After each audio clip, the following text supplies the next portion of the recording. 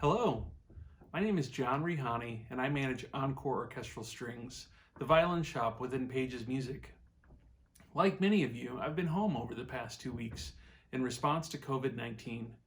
During that time, I've watched dozens of homemade videos addressing a wide array of topics, some of them timely, some of them timeless. After making a video about cleanliness and violin-family instruments, and then a series of videos aimed at helping beginning students tune their instruments at home, I asked myself, what's next? I knew it needed to be something with broad appeal, something that spoke to the essence of many of the existential questions we find ourselves asking, something that could perhaps offer some encouragement. So, I'm going to talk about pegs. I'm going to do so while trying not to feel too self-conscious about my ill-advised decision to shave off my goatee in a moment of quarantine boredom. I'm going to be consulting my notes, taped just below the camera, so you don't have to worry about uncomfortable eye contact. I'll touch on the history, function, types, design and material, and sources of pegs. The scope of this video is far from exhaustive, so if you have questions, you can either leave them in a comment when I inevitably post this to social media, or email me at hello@encoreorchestral.com. The history of the tapered tuning peg predates the violin, being used in ancient instruments in China and India, among others. For our purposes today, the salient point is that the tapered tuning pegs we use today are virtually unchanged from those used in 17th century Italy. If you handed Andrea Amati or Antonio Stradivari a violin peg made by Eric Meyer in 2020, they would know exactly what it is and would deem it more than worthy of being used in one of their instruments. The function of the peg is simple in principle. It holds the string at the desired pitch through friction between the shaft of the peg and the peg box. It should be easy to turn when adjusting pitch and should hold firmly when done. To accomplish this feat, the exact taper of the peg should match the taper in the peg box. Violin makers typically have matched sets of peg shapers and peg box reamers with the identical taper. Various tapers have been used over the centuries, but the general range is between 1 to 20 and 1 to 30. They also typically use peg compound at the contact points between the peg and the peg box. While I won't go into the various types of peg compound in this video, know that all of them attempt to aid the peg in doing its job. Now, I know what those of you still watching are thinking. You're saying, John, give me a break. You're saying that even though we've accomplished space travel and Tiger King, no one has come up with an improved version of a violin peg? On one hand, the purists might argue that just as some people believe the violin was perfected 350 years ago, the violin peg is similarly unimprovable. And those people would have a point. When a carefully made violin peg is perfectly fit to a carefully shaped peg box, it functions brilliantly. Some of you might have seen a soloist tune on stage prior to playing an entire concerto. A million notes and countless emotional gestures later, the violin remains in tune. However, in 2020, we do have choices.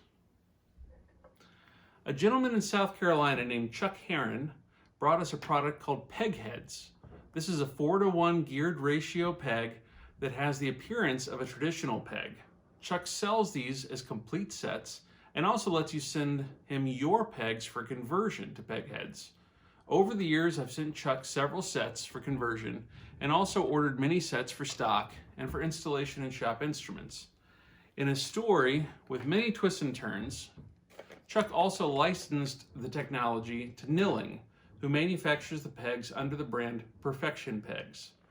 Wittner also in Germany also has a product they call Fine Tune Pegs, which is also a geared peg, but works slightly differently. The thing to know about geared pegs is that they are not just a product to help students.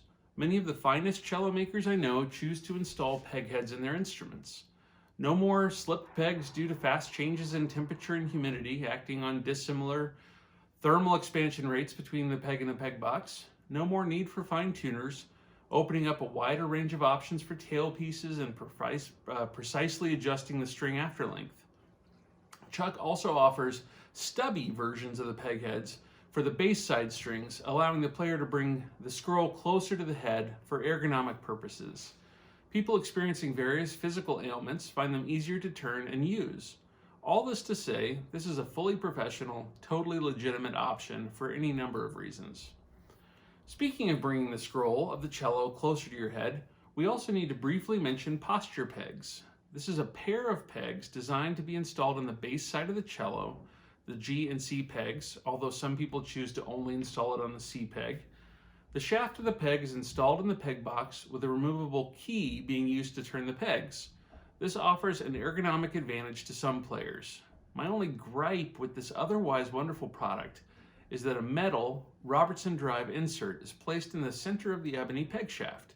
Because of the torque force placed on the metal insert when turning the peg and the dissimilar thermal expansion rates of ebony and metal, cracks can eventually form in the peg shaft. The niche nature of this product and resultant small production numbers likely doesn't warrant a redesign, but I feel like some good materials science application could solve this problem. When I hear musicians talk about pegs, I most often hear them talking about the design of the head of the peg and the materials used to make the peg. When talking about the design of the head, you might hear people use words like heart, hill, Strad, Swiss, English, etc. These words describe the shape of the head.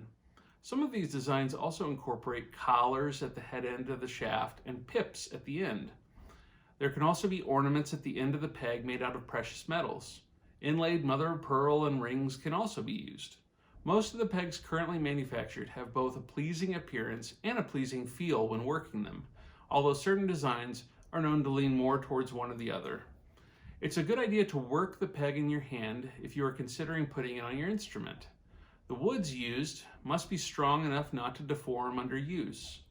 Ebony, rosewood, boxwood, blackwood, and pernambuco are all common woods. With mounting environmental concerns regarding woods used in instrument making, there is some experimentation with synthetic and engineered materials for pegs. Picking the wood you want for your pegs can be a purely aesthetic decision, but it's worth noting that, on a fine instrument in the hands of a fine player, each wood will have an impact, however small, on the performance of the instrument. I know of at least one well-known violin soloist who has gone so far as to experiment with different materials for each peg in each position. I do not recommend this level of obsession for the rest of us. So, who makes pegs? Where are the sources for pegs? Just like instruments and bows, the sources for pegs can be broken down into different quality tiers.